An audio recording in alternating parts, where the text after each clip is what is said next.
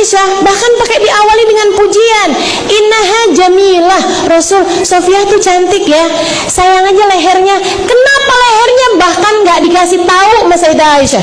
Kita bahkan nih nggak tahu ada apa. Kurang jenjang kah? Kurang tinggi kah? Agak pendek kah lehernya?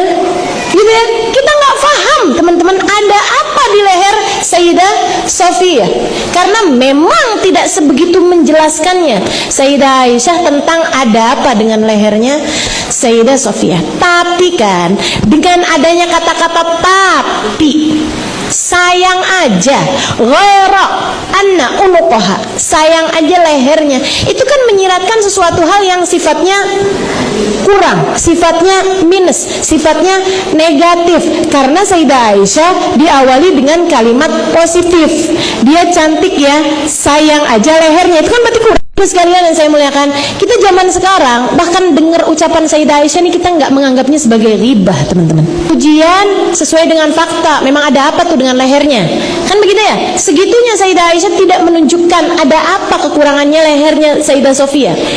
Nabi Muhammad merah pada saat mendengar ucapan, kemudian beliau dengan sangat marah. Dari sini nih kita tahu nih, Nabi itu marahnya karena agama, karena Allah, bukan karena dirinya. Andai karena dirinya, ada seorang suami madunya disebut kekurangannya oleh istrinya, gitu kan? Tahu dong, itu karena cemburu. Dia pasti akan bilangnya seperti ini nih. Andai karena dirinya, dia akan ngomong kayak begini nih, tenang Aisyah, biar kayak gimana, cinta saya kepadamu tuh gak bisa dibandingin dengan yang lain. Mau Sofia cantik kayak gimana, aku tetap lebih mencintaimu kok Aisyah. Gitu pastinya. Andai Nabi kalau marah, marah karena dirinya.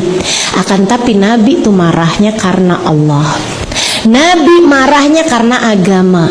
Nabi gak mau istrinya yang tercinta malah berkurang nilainya, kalah sama cemburunya. Nabi merah pada mukanya, kemudian berkata, kamu Aisyah udah mengucapkan satu ucapan, dilempar ke lautan, nak mengubah bau lautan menjadi bau bangkai.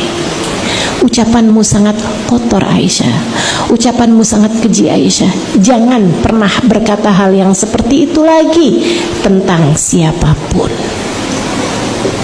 Cakep teman-teman sekalian, didikan Nabi Muhammad kepada Sayyidah Aisyah. Jadi kamu kalau mau ngomongin kejelekan-kejelekan orang, ingetin betapa busuknya kalimatmu itu, betapa buruknya kalimatmu itu. Dan teman-teman saudaraku sekalian, Sayyidah Aisyah juga bukan istri yang gak takwa. Andai Sayyidah Aisyah tuh gak bertakwa, ini hadis gak bakalan disampaikan sama Sayyidah Aisyah. Sayyidah Aisyah ditegur kok sama Nabi Muhammad, Sayyidah Aisyah bikin marah kok Nabi Muhammad. Itu kan aib bukan buat Sayyidah Aisyah secara pribadi, tapi Sayyidah Aisyah menceritakan hadis ini kepada kita sekalian. Kenapa? Karena Sayyidah Aisyah adabnya kepada Allah jauh lebih besar, amanat terhadap menyampaikan ilmu pendidikan jauh lebih besar daripada rasa cintanya kepada dirinya sendiri, teman-teman. Makanya disampaikan sama Sayyidah Aisyah. Buat pesan kita nih perempuan, hati-hati jaga lisan, hati-hati jaga lisan. Kalian semua umat Islam, hati-hati jaga lisan. Nabi Muhammad tuh mentingin banget urusan kita nih, jaga lisan. Saya lagi ngomong kayak begitu aja tentang Sayyidah Sofia, langsung ditegur. Aisyah, kalau kamu lemparkan tuh lautan, tuh kalimat ke lautan mengubah bau lautan menjadi bau bangkai. Tuh teman-teman saya sekalian, didikan Nabi Muhammad kepada Sayyidah Aisyah. Jadi Sayyidah Aisyah tuh cemburu, betul, akan tetapi cemburunya di atas adab beliau, teman-teman. Salah, adab beliau di atas cemburunya, agamanya di atas cemburunya. Sebab dia tahu hidup adalah pencarian kepada rahmat ridhonya Allah Subhanahu wa ta'ala. Dan hanya hamba-hamba Allah berkelas yang mampu melewati ujian-ujian besar dalam kehidupannya dengan cara-cara yang terbaik. Nabi Muhammad menikah lagi, itu Itu ujian tentu saja buat Sayyidah Aisyah.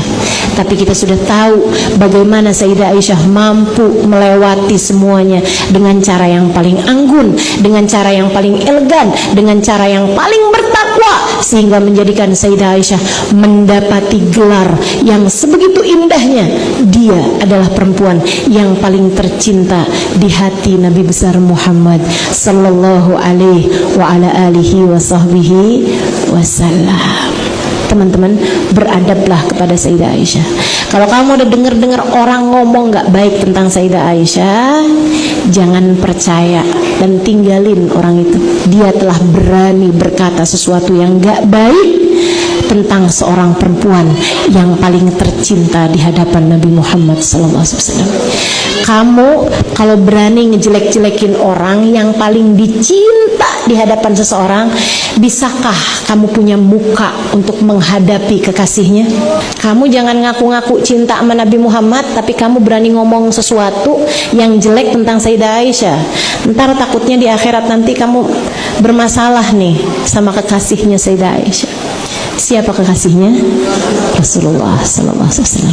Beradablah kepadanya, sering-seringlah sambungkan hati kepadanya, kirimkan Fatihah kepadanya, terutama buatmu yang ingin menjadi seorang perempuan yang pandai, buatmu yang ingin anakmu menjadi seorang yang pandai seperti Sayyidah Aisyah, maka banyak-banyaklah mendekat kepada beliau. Radhiyallahu ta'ala anha wa ardaha ala hadhihi niyyah wa bi kulli niyatin salihah. Semoga semuanya sambungin hati sama Sayyidah Aisyah ala hadhihi niyyah wa ila hadratin Nabi. Al-Fatihah.